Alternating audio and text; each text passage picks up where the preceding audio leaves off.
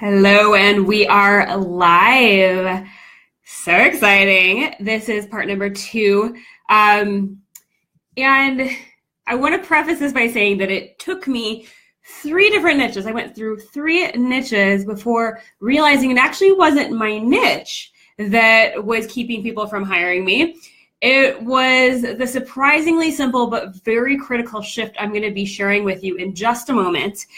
And it was the difference between having 0 clients and having a full roster. And this is a big deal. This is what allows you to be able to raise your rates, to charge what it is you're worth, and to be able to keep helping the people that you want to help. Hey, Stephanie, glad you're here live. Yay, I'm going to be sharing a little bit with you specifically around your niche and helping you hone it further. So I'm glad you are here. All right, so Maybe you already have a niche and you need to tweak it. Maybe it's just not getting you the clients you want, or if that's the case, then this is gonna help you to tweak it so that people want to pay you for it. Or maybe you're a new coach and you're trying to get clarity on your niche and figure out what the right fit for your skills and interests is. And if that's you, then you're going to need this so that you can choose a niche right off the bat and not waste time and energy struggling to convince people to hire you. This is that foundation that we're going to be laying in place. So either way, you are in the right place. Stay tuned for this, I guess essentially training, but really just live. There's just broadcast that allows you to make some critical shifts in your business. And I'm going to be giving you feedback on real life niches from examples from my Unforgettable Coaches Facebook group, where I get to interact with my community and support people. And so some of the ladies in there, I'm going to be giving extra feedback on their niches around what we're talking about today. And if you're not already in there, you can always join. Go to adriadecourt.com/group. I'm going to post that link into the chat just so that you have it. And I want to hear from you, whether you're watching live or you're on the replay. Which group are you in? Comment below with new coach if you are a new coach, or with honing my niche if you are honing your niche. And I want to see that for you. Awesome. Okay. So to give you a little bit of background, this is part number 2 in a 4-part Facebook Live series that I am doing called Is My Niche Profitable? Because it's a question we all have, right? And if you didn't catch part 1 I did last week, does my niche need to be more specific? I will put that link in the comments below too. Giving you a bunch of different links and things to support you here. All right. Remove preview. Perfect. And just a little bit of a teaser for you. Next week, if you can't stay for the end of this broadcast, next week I'm going to be doing number 3, which is, but what if I do a lot of things well? That's the next step in this whole niche series, because that's something that comes up a lot. So next week, next Tuesday, January 30th at 12 p.m. PST here on my Facebook page, I will be doing that. All right, so for that, you can go ahead and like my page so it's easy to find. And while you're at it, if you think that this is an important topic your entrepreneur friends would benefit from, I would so appreciate if you would click the share button on the video so that other people can see this and get this information. And I'm going to go ahead and do the same thing here for myself. Practice what I preach. I'm going to share. I'm sharing right now. I'm sharing. I feel like I have like a little share. I gotta share dance and song for you guys. All right, all good. All right, so who am I? My name is Adria DeCourt, in case you don't already know that. I am the host of the Unforgettable podcast and also the Unforgettable Coaches Facebook group, which goes along with that, which I get to interact with people in. And I'm a TEDx speaker, and I'm super passionate about helping women coaches to get clear on what it is they really do and then be able to communicate that so that their ideal clients know why they need them, know why they should hire them, and maybe actually even excited to pay for their services because they've connected to the person that has what they need. Sometimes it's just all about communication, and we're going to be talking a little bit more about that today. All right. So If you have any questions or any insights as we go, whether you're watching live or the replay, go ahead and post them in the comments. I want to see them, and I will get to questions as it makes sense or at the end, either way, whatever kind of the flow makes sense with. Yeah, I am here for you. Hey, Jessica. Yay. Glad you're, oh, Grace. Fabulous. Nice to see you ladies on here live. All right. Okay, and so how this whole Facebook Live talking about your niche series started was that a couple of weeks back, I did this post in my Unforgettable Coaches Facebook group for support around your niche, whether, if you're wondering if it was too broad or too generic. And I sent out an email to my list to hop into the group and get my support. And so people posted what their niches were. And I realized that there was a lot deeper I could go in all of this. And so that's where this 4-part series came into play. And so today we are in part number 2 of the series. And this is super exciting. This is how to choose a niche that people want to pay for. Or if you already have a niche, how to hone your niche. Because a lot of times I work with clients who this is not their first time on the merry-go-round, this is not their first niche, but they want to figure out how to kind of tighten it up and shift it so that it's really landing for people. So today's going to be relevant to you either way, whichever one you are. All right, so here's the problem that I see all the time. I see coaches who hang out their shingle, they're fabulously talented, and yet they really struggle to get clients. And then in the frustration, they decide to change niches. And then maybe they change their niche again, and then they keep niche switching. And they think that maybe they just chose a niche that isn't profitable. But the real reason that most people I see have niches that people don't want to pay for isn't actually about what they do. It's about how they talk about it. And I'm going to give you a very, very pivotal and surprisingly simple shift you can do today. Okay. And so the thing is that they're not focusing on the one thing that actually makes their niche profitable. And that's what I'm going to share with you in a moment. So let me give you a little bit of background on this. So Elisa, she came to me and she said, hey, my niche is we help executives and professionals get unstuck. Is this too broad? Like, what's going on with it? And if you were on or watched last week's broadcast on Is My Niche Too Broad, or does it need to be more specific, you heard that I gave Lisa some feedback on, okay, this is super generic. What else can you do here? And she came back with me and she said, okay, well, here's what I help my clients do.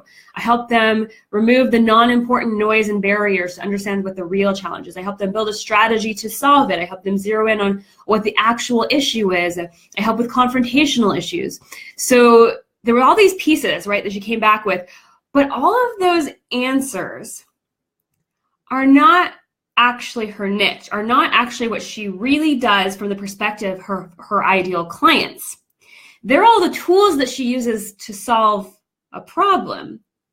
The problem that she solves is actually the niche, is actually what you need to know in order to make your niche more profitable. So what I asked her was, okay, so you help executives and professionals get unstuck. You help them, build strategies, zero in what the actual issue is, work through confrontation.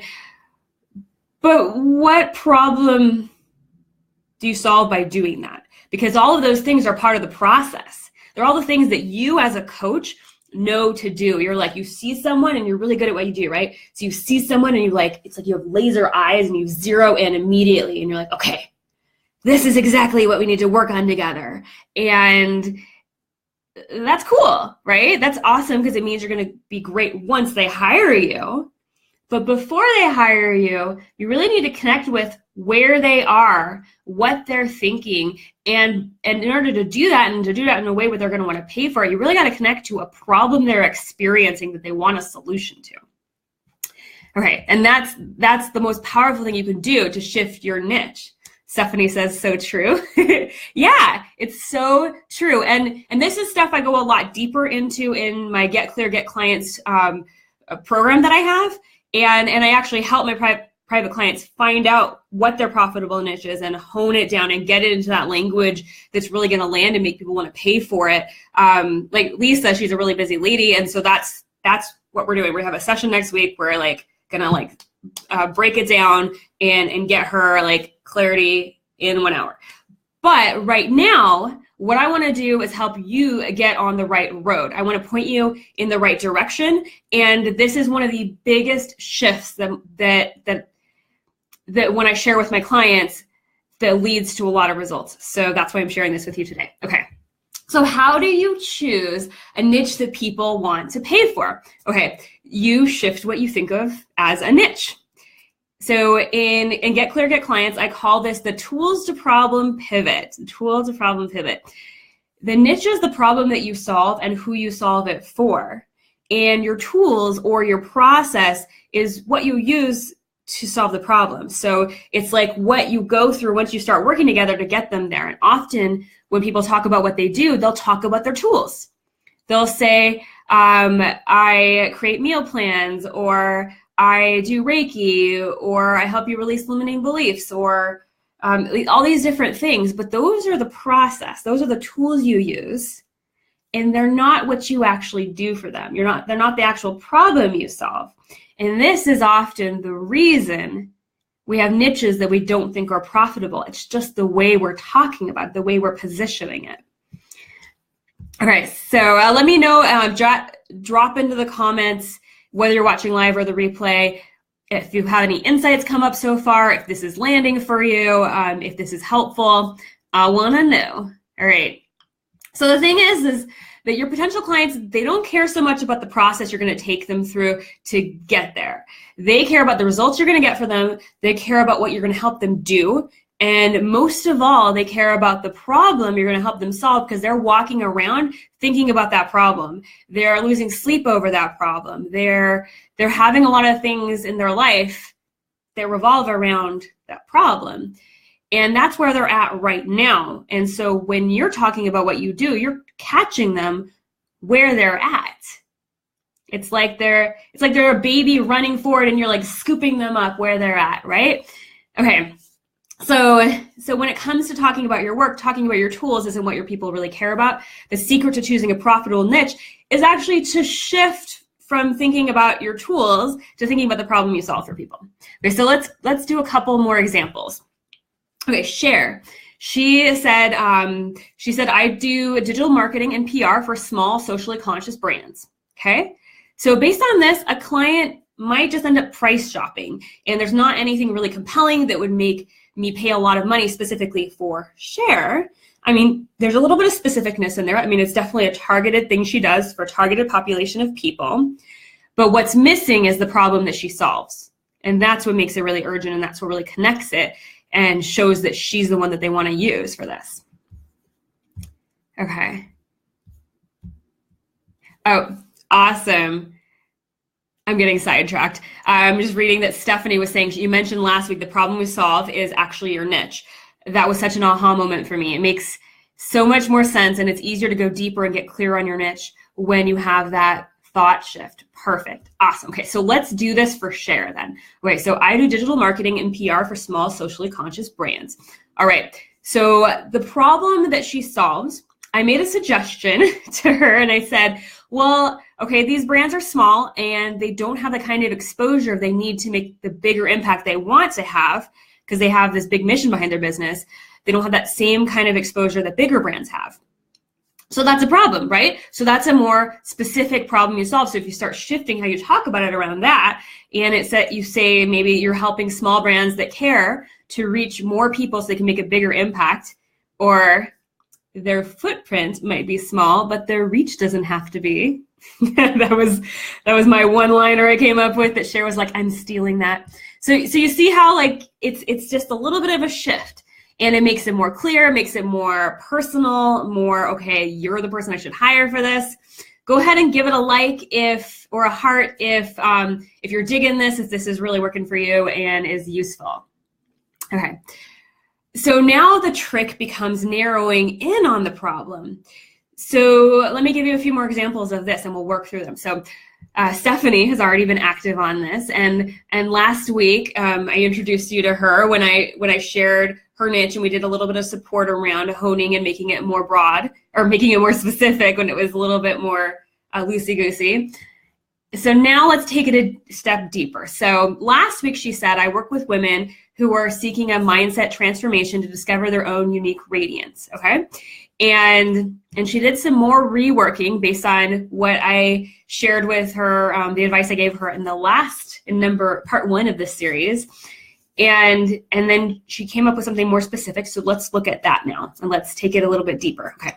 She said, I help women get clarity around what it is they really want out of their life and uncover the fears that have been holding them back so that they can start taking the steps to live the life they truly desire and then continue to provide them with support around their action plan to make those dreams come true.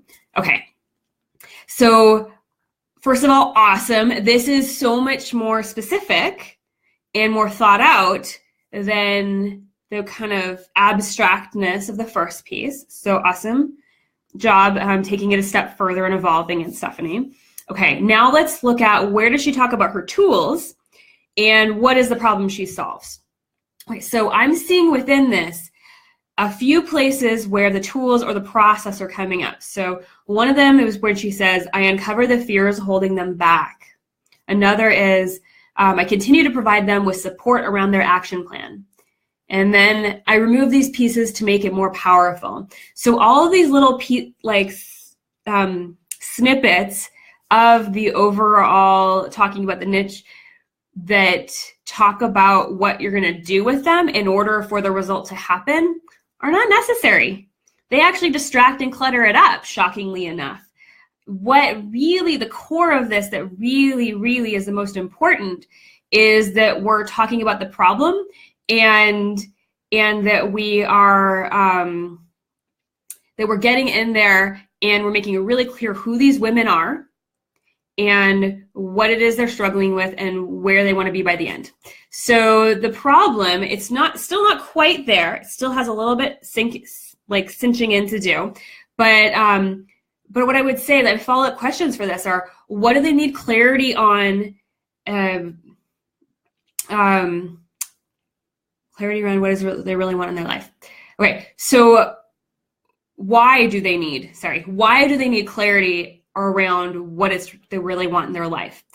Are they at a dead-end job, seeing their life passing away 1 week at a time? Are they a stay-at-home mom who feels depleted all the time without her own passions? Like, why does this matter? Where are they at? So it might be, I help women who blah, blah, blah. I help women who are just tired of being at a dead-end job and wondering what else is out there to blah, blah, blah.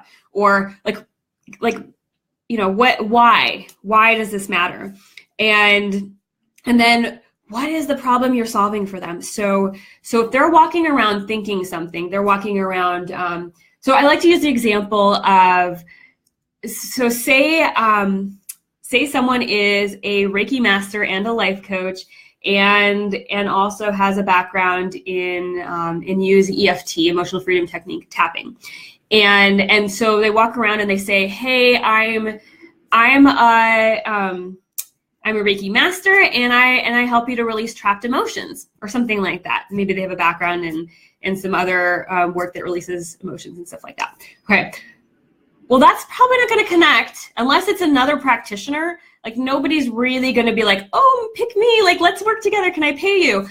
No, probably people are not walking around looking for someone to release their trapped emotions unless, like I said, they're another practitioner. They might be walking around thinking, okay, well, I just wish I could get over all the festering resentment and anger I have over my divorce. I just can't get over how my ex betrayed me. I just don't even want to wake up in the morning. It's like, it feels pointless, everything, right? If they're walking around feeling that, then what you really do, your actual niche and the problem you solve could be that you help recent divorced women to move through all of the baggage, all the fear and resentment and anger that they have trapped inside of them, so that they can wake up in the morning excited to get back to their passions, wanting to be with their family and like moving forward to the next step, or maybe calling in the next love, release all of this so they can, whatever it is, right? You see the difference there? between the first example was leading with your tools and your process. The second example was being really clear about what they're going through right now and why they're seeking support. Or maybe they don't even know that they're seeking support. I see some thumbs up around this. They don't even know that like they might just be walking around dealing with this. And if you happen to do a Facebook Live or a blog post or a podcast or meet them at a networking event or out to coffee or whatever, and you start talking about what you do, they might not even know there was someone who could help them with it. But if you talk about it in a way that connects to where they are and what they're experiencing, then it's like, it's magic. It's magic for both of you because you've just found someone who needs you and needs you enough that they want to pay for this. And then they've just found someone who could solve their problem and help them move forward in their life. Magic. All right. Okay. So, yes. So this is where Stephanie's example needs to go next is get to the core of that, like remove those extra pieces, remove those extra talk of process, and just focus on where are they at right now, what is the problem they're struggling with, and why do they need clarity around what it is they want out of their life. So that might be a little soul searching, Stephanie, trying to figure out, what that is. But that is your first step to really locking this in. So congratulations for starting to take the steps and move forward on that. All right, let me know if this has helped so far. Leave a simple yes, it's helped for me, whether you're watching live or the replay, in the comments, or give me some hearts and thumbs up.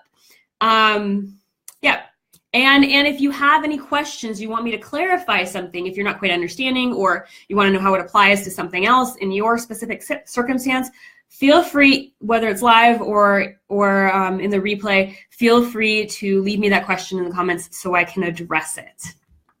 All right, so now let's do some actual honing for one of my clients. So Mandy, she is a client that I'm working with, and she's developing her brand and online presence to get known as the go-to in her niche, much like most of my clients, actually all of my clients. And right now, this is what she says when she talks about what she does. So I help college-bound students and their parents navigate the college planning and application process. I teach them social media techniques to develop their online presence, and we use these digital tools to research college programs and find the right fit. Okay, so let's look at where she's talking about her tools in this. So the places I identified right off the bat where she's talking about her tools, and it's a little bit too much process, are when she says, I teach them social media techniques. Now, my question is, do parents really care about this? And I'm not saying that they don't care once you go deeper and explain it to them, but in your what do you do statement, when you're talking about what you do in your actual niche, that's probably not the part they care about. And I'll explain more in just a moment. The other thing, which is kind of piggybacking off of that, that's very processy, very based around tools, is use these digital tools to research. We use these digital tools to research college programs. Okay, so that's very processy too. We don't really care so much about what you're going to do once we start working with you. Maybe if we're having like an in-depth conversation on the phone and I'm like, okay, well, what does it look like? That's different.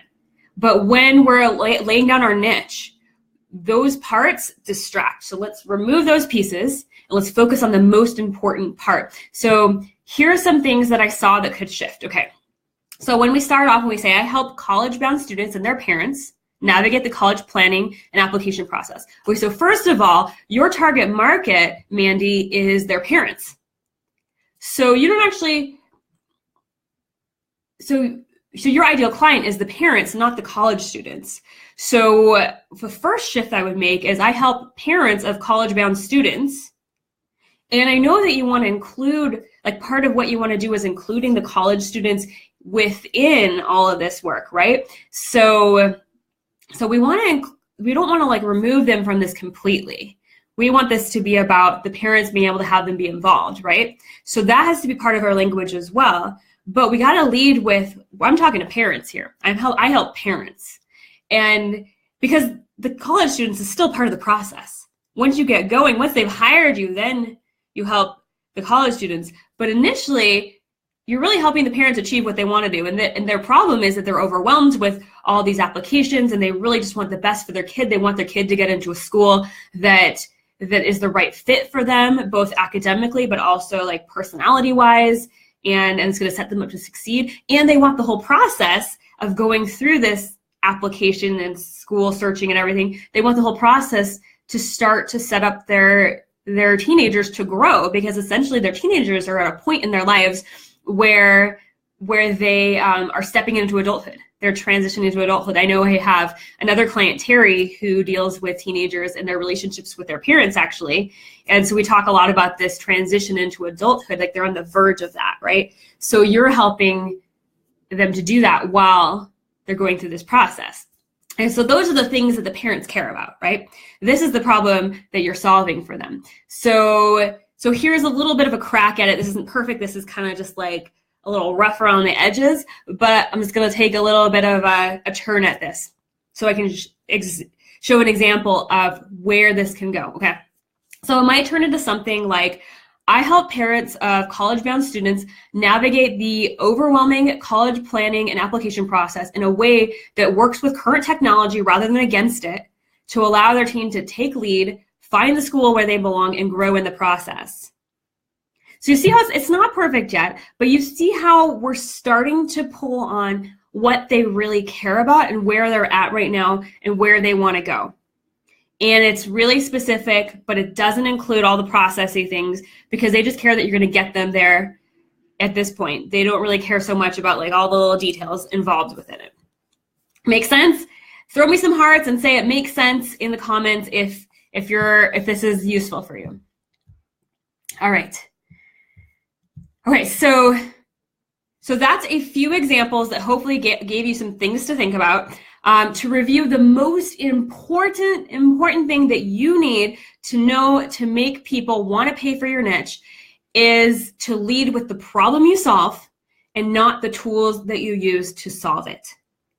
Lead with the problem you solve and not your tools. And hopefully this broadcast today has given you a little bit of a basis to start to make that assessment for yourself, to kind of edit your own language as you start like honing your niche and be like, okay, wait, what is the problem I solve, and where are my tools in this? Like audit yourself. Like, okay, well, I'm talking too much about the process. That's got to go. So hopefully it's given you that start to be able to do that. Okay. What is your biggest takeaway from this broadcast? I want to hear it, whether you're watching live or the replay. I want to hear it in the comments. Post it there so I can see and I know what you're taking away from this, and it kind of often helps you cement it for yourself. And finally, I just want to say this is one of 3 barriers that I see all the time that stop coaches from having clients want to pay them.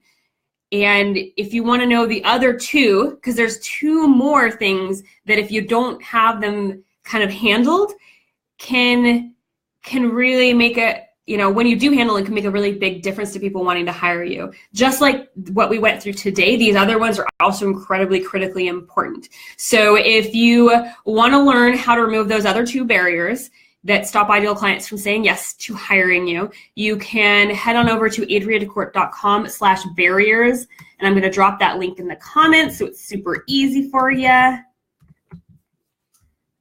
Fabuloso. Oh, I wasn't scrolling down all the comments, and now I see the comments you guys are leaving. I see Mandy's here, and and Stephanie was saying, she said #magic and awesome. Thank you. Some ideas in language have already popped up. Fabulous. That's great.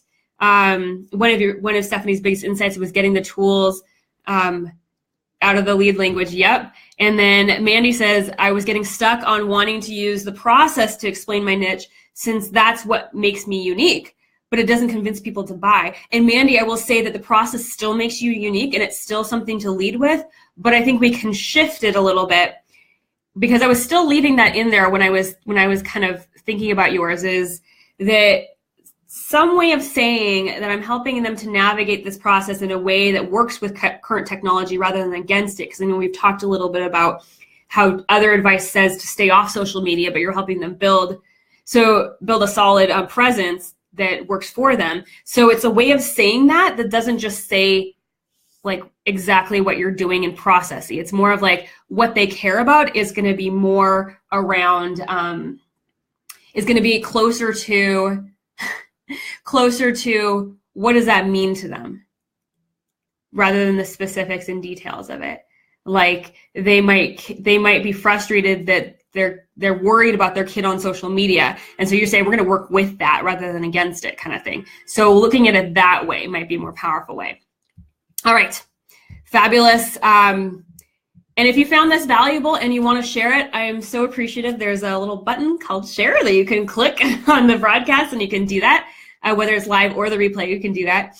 And thank you so much for joining me today. This has been super fun for me. I love getting to share and talk about these topics. They're my favorite stuff. As you can tell, I get a little passionate and excited. And I'm looking forward to getting on with you next week for number 3 in my Niche is My Niche Profitable series. But what if I do a lot of things well? How do I choose a niche then? That is something about 80% of the people that come to me have the problem of. So hopefully that will be a useful one for you next week. That's next Tuesday, January 30th at 12 p.m. PST, 3 p.m. EST, here on my Facebook page. All right, ta-ta for now. And if you have any questions, go ahead and leave them for me. I'll be checking the chat later.